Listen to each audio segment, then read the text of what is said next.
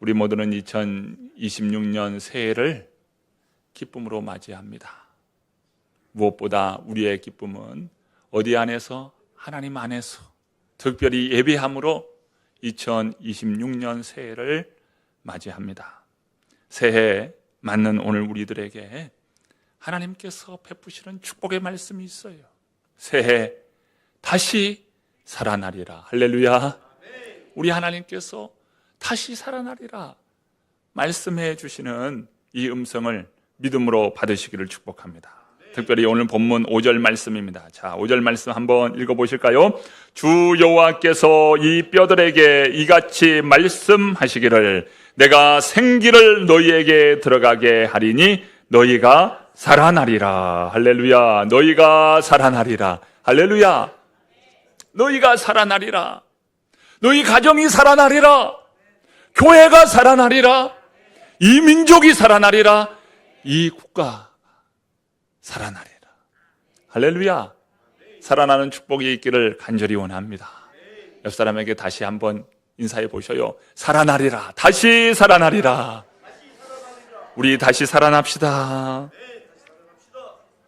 여러분, 오늘 말씀은 우리가 외친다고 살아나는 것이 아니고요, 내가 힘주어 고백한다고 살아나는 것이 아니고요, 하나님의 은혜로 다시 살아나는 줄로 믿습니다.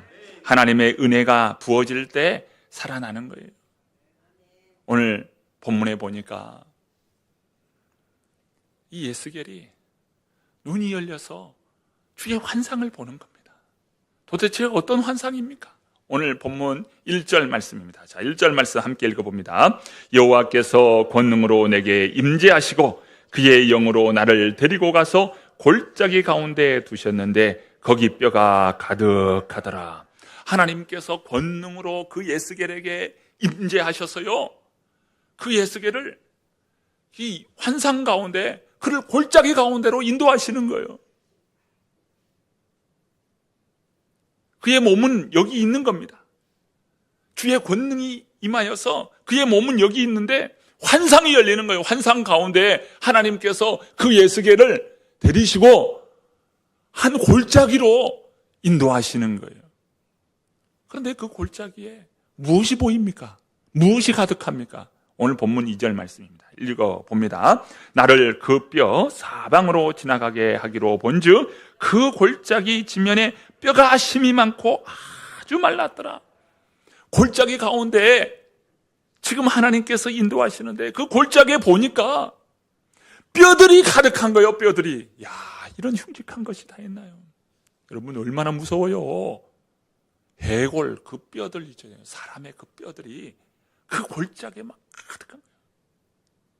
뼈들이 가득해요. 뼈들이. 그 골짜기는 무슨 골짜기예요? 죽음의 골짜기. 죽음의 골짜기.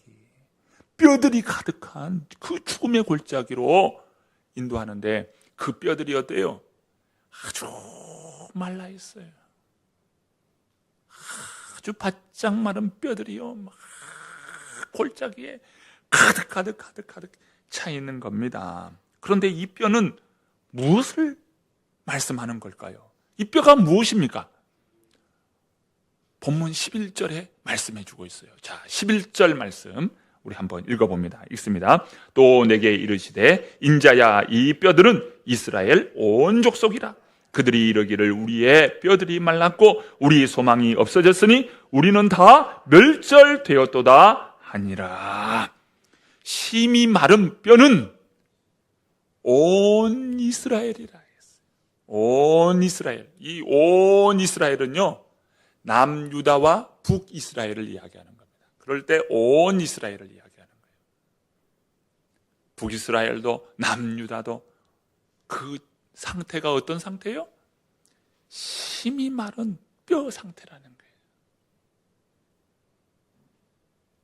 요시야 왕 시대 때에 바로 느고가 애굽의 그 통치권자 아니에요? 군대를 이끌고 이 갈그미스라고 하는 그곳까지 진격해서 올라옵니다. 그런데 요시야가요, 군대를 거느리고 그 요시야가 그 갈그미스 전투에 참전합니다. 그 갈그미스에 누가 붙냐면 두 패권 국가가 붙습니다. 하나는 이 아프리카 대륙의 맹주였던 애굽이고요. 또 한 왕국은 바벨론 왕국입니다. 느부갓네살이 이끄는 바벨론 왕국이 이 갈그미스에서 전쟁을 붙는데 그 사이에 요시야가 끼어들습니다. 그로 인하여 요시야는 그 전쟁에서 죽고 말아요.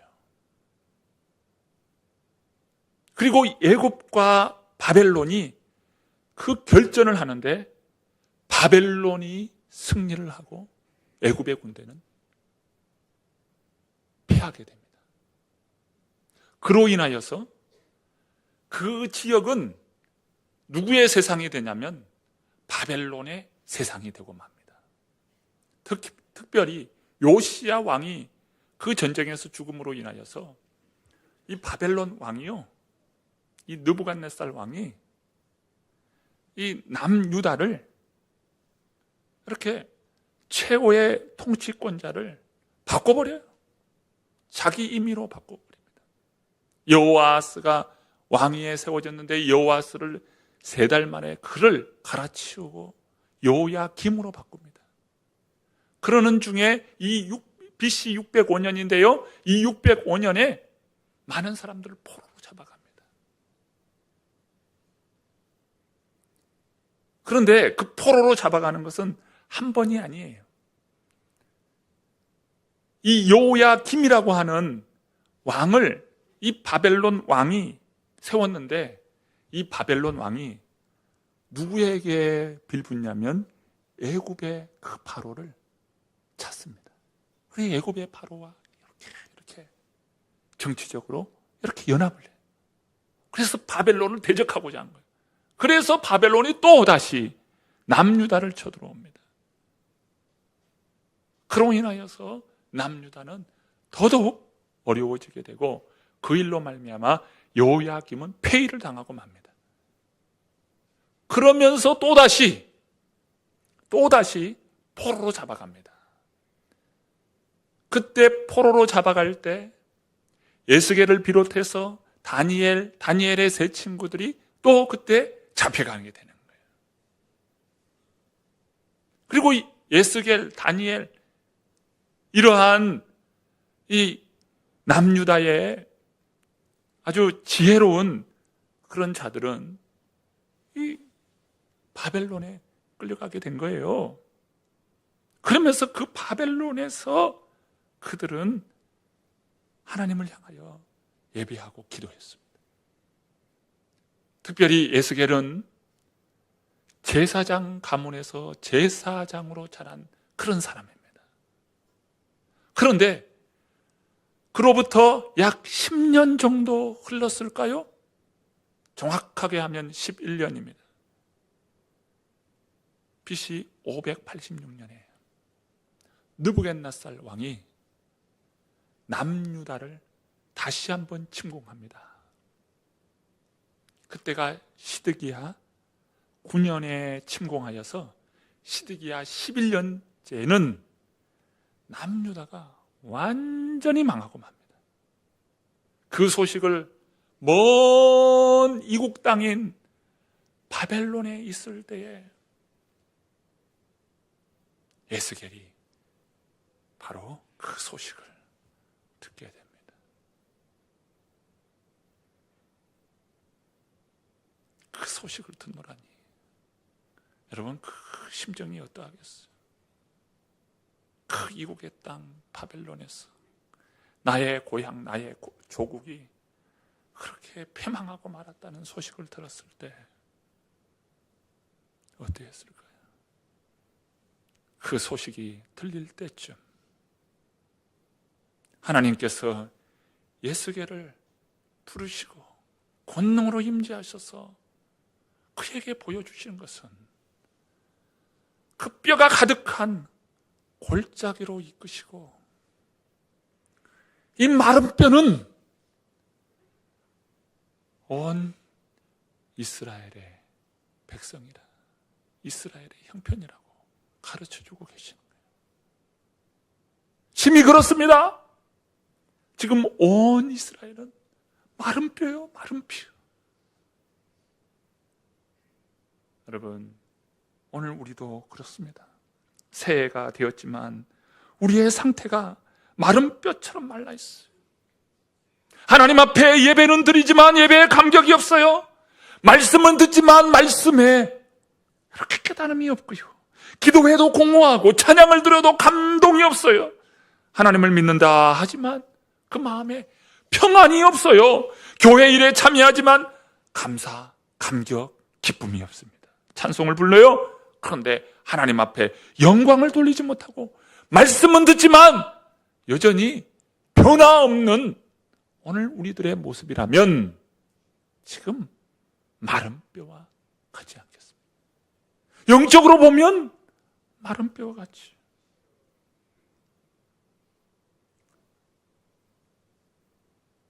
여러분, 미래가 보이지 않습니까? 앞이 보이지 않습니까? 소망이 없습니까?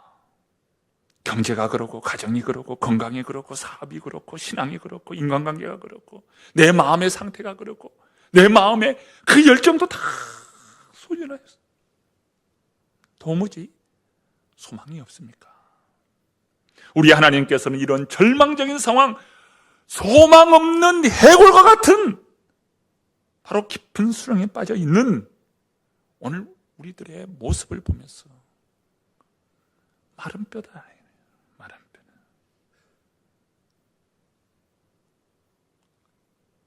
이를 보시는 하나님은 뭐라고 말씀하실까요? 뭐라고 말씀하실까요? 오늘 엘스겔에게 하나님께서 묻습니다.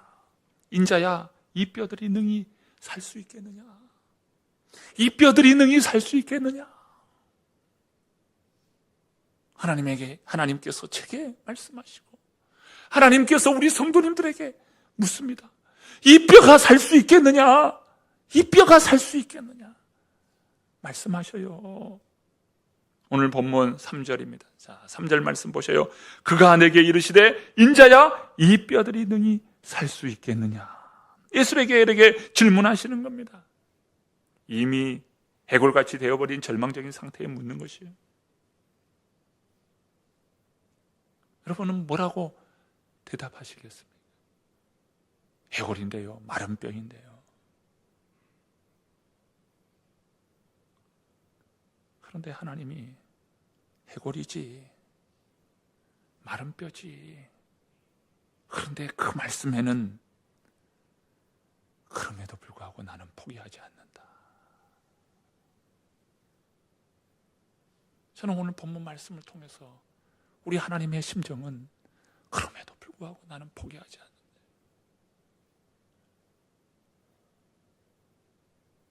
마른 뼈, 그래, 마른 뼈지, 해골이지. 그럼에도 불구하고 나는 포기하지 않는다는 거예요.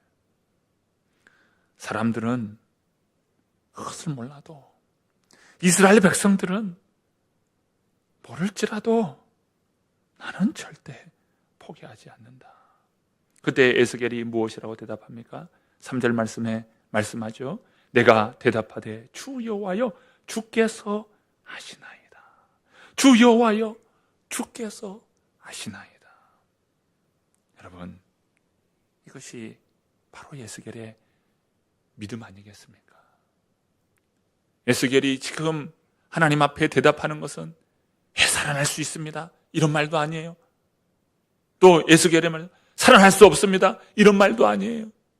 주 여호와여, 주께서 하시나이다. 이 도대체 무슨 말입니까?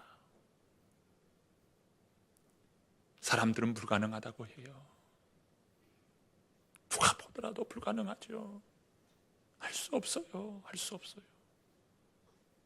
그런데 하나님은 하실 수 있어요.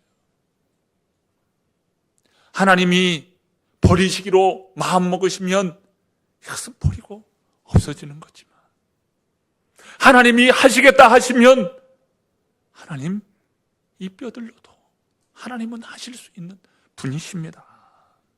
여러분, 그러기에 오늘 우리는요, 하나님의 은혜가 필요합니다. 하나님의 은혜가 부어지면 살 수 있고요, 하나님께서 은혜를 주시지 않으면 소망이 없는 겁니다. 여러분, 우리는 자꾸 무엇을 봅니까? 우리 자신을 봐요. 그리고 가정을 보고 교회를 봅니다. 그렇게 보면서 어떻게 합니까? 어휴.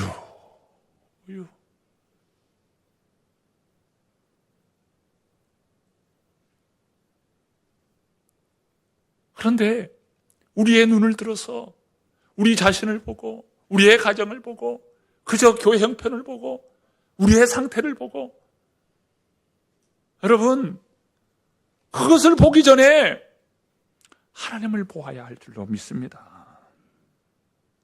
상황이 안 좋아요? 상태가 안 좋아요? 그러니까 하나님의 은혜가 필요한 것 아니겠어요? 마른 뼈만 보지 말고 살리시는 하나님을 보는 저와 여러분 되기를 간절히 바랍니다. 아무리 죄악 많은 인생이지만 하나님이 은혜 주시면 그런 마른 뼈도 살아날 수 있다는 거예요. 에베소 2장 8절, 너희는 그 은혜에 의하여 믿음으로 말미암아 구원을 받았으니 이것은 너희에게서 난 것이 아니요 하나님의 선물이라. 어떠한 절망적인 상황 속에서도 하나님의 은혜가 부어지면 소망 가운데 다시 살아날 수 있다는 것 아니겠습니까? 사람으로서는 할 수 없으나 하나님은 능히 하시는 분이시다. 이는 힘으로 되지 아니하고 능으로 되지 아니하고 오직 여호와의 신 여호와의 영으로 되느니라. 우리 하나님이면 할 수 있어요. 하나님은 어떤 인생일지라도 은혜 베푸시면요 회복하고 살아나는 겁니다. 하나님의 은혜, 그 은혜가 타락한 아담에게 부어질 때 하나님께서 그 아담, 타락한 그 아담에게 가죽옷을 지어 입히신다니까요. 하나님의 은혜요, 하나님의 사랑 아닙니까? 살인을 했어요. 그리고 도망자가 되었습니다. 누구 이야기입니까? 모세요. 살인하고 도망치신다니까요. 도망자요. 얼마나 멀리 도망갔는지 그 미디안까지 도망가요.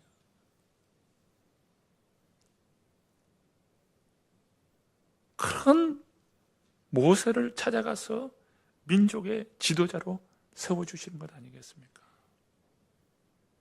100세가 되어가지고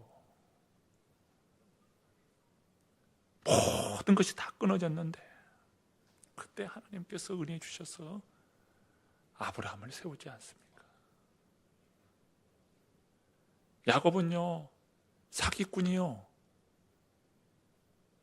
도둑놈이요, 그런 야곱을 하나님께서는 이스라엘 12지파를 세우는 기초석을 세우는 그런 자로 하나님께서 사용하셔요.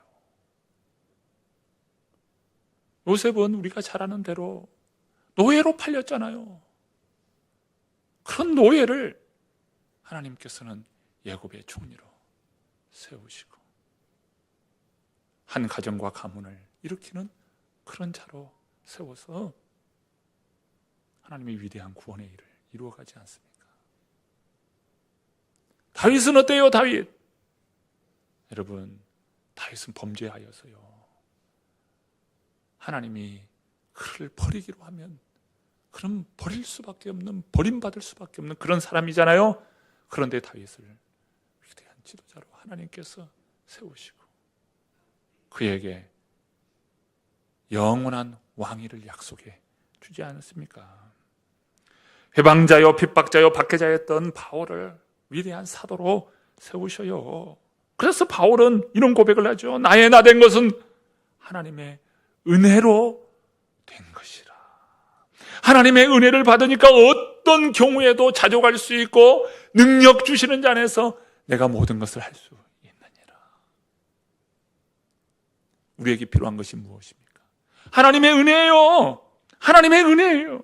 은혜가 필요해요.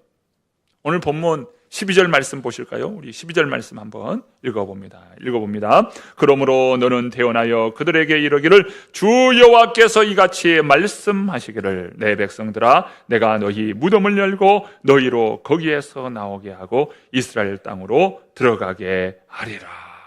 절망 가운데 있는 그 백성을 향하여 하나님이 뭐라고 호칭하십니까? 내 백성이라고 호칭하고 있어요. 지금 패망하여 그 백성들이 다 죽고 널브러지고 유린당하고 말할 수 없는 그 고통 가운데 이 포로로 끌려가고 말이죠. 하나님이 완전히 버린 줄 알지만 하나님이 그렇지 않다네요. 내 백성이라고 말씀하신다니까요. 그러면서 주님께서 뭐라고 말씀합니까? 무덤에서 나오게 하리라. 무덤에서 나오게 하리라. 여러분, 이 무덤이라고 하는 것은 완전히 소망이 끝난 거잖아요. 그런데 우리 하나님께서 그 무덤을 열고 나오게 하겠다고 말씀하고 있는 줄 아는 겁니까? 여러분, 왜 하나님께서 이렇게 무덤을 열고 이스라엘을 회복하시는 겁니까? 그들이 내가 여호와인 줄 알리라. 여호와인 줄 알리라.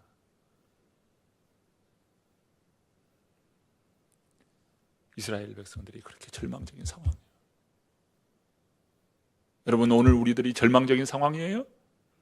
무덤을 열고 나오게 하리라는 겁니다. 어떻게 그런 일이 있을 수 있습니까? 바벨론이 어떤 나라입니까? 예굽도 무너뜨리는 나라가 바벨론 아닙니까? 그리고 그 이후에 일어났던 페르시아는 바벨론을 능가합니다. 바벨론보다 더 강한 제국이 페르시아예요. 안 돼요, 하나님, 안 돼요. 어떻게 그 바벨론에서, 페르시아에서 우리가 나온단 말입니까?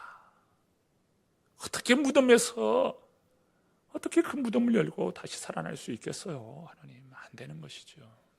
이사야서의 말씀을 보면요, 계속해서 반복하여 말씀하시는 것이 있어요. 내가 누구냐? 나는 여호와가 아니냐? 이게 계속해서 반복해요. 너 두려워하지 말라. 놀라지 말라.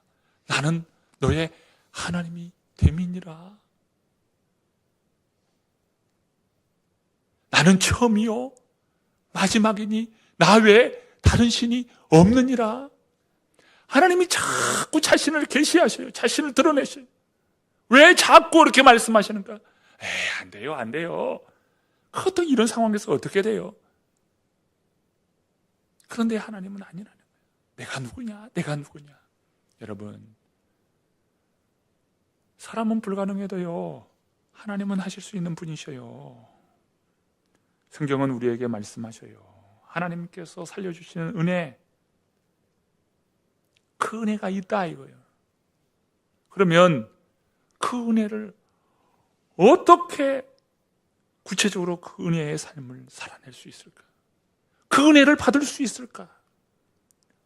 오늘 성경은 우리에게 가르쳐 주시는데요, 오늘 우리가 읽은 말씀이 37장이죠? 그 바로 36장 아닙니까? 36장 그 마지막 절이에요. 마지막 절. 자, 마지막 절 같이 한번 읽어봅니다.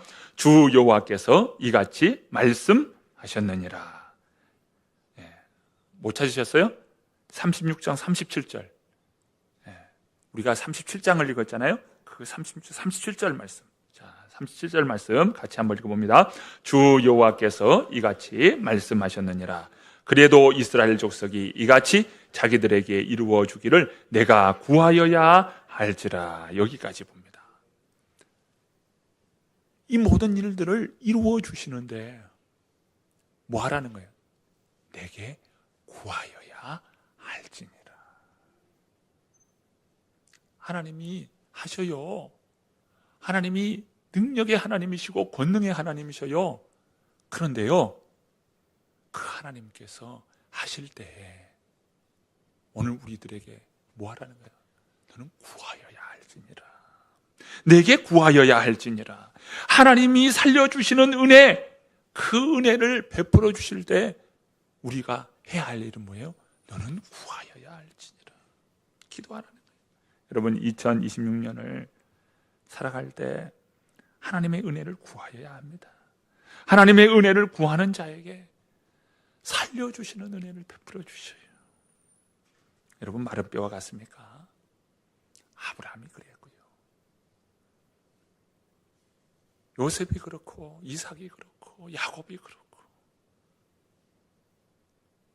여러분 모세, 다윗, 또 바울 하나같이요 다 마른 뼈 같은 인생이었다는 것 여러분 기억할 수 있기를 바랍니다. 그렇게 위대한 자들도요 다 마른 뼈요. 그런 마른 뼈 같은 그들을요 하나님의 은혜가 부어지니까 이루어지는데, 오늘 주님께서 말씀해요. 구하여야 할지니라. 여러분 한 해 동안 여러분 어떻게 사시겠습니까? 하나님을 신뢰하고 구원하시는 하나님을 확신하는 가운데 하나님 제게 은혜를 베풀어 주옵소서. 구하고 간구하는 우리 모든 성도님들 되시기를 간절히 바랍니다.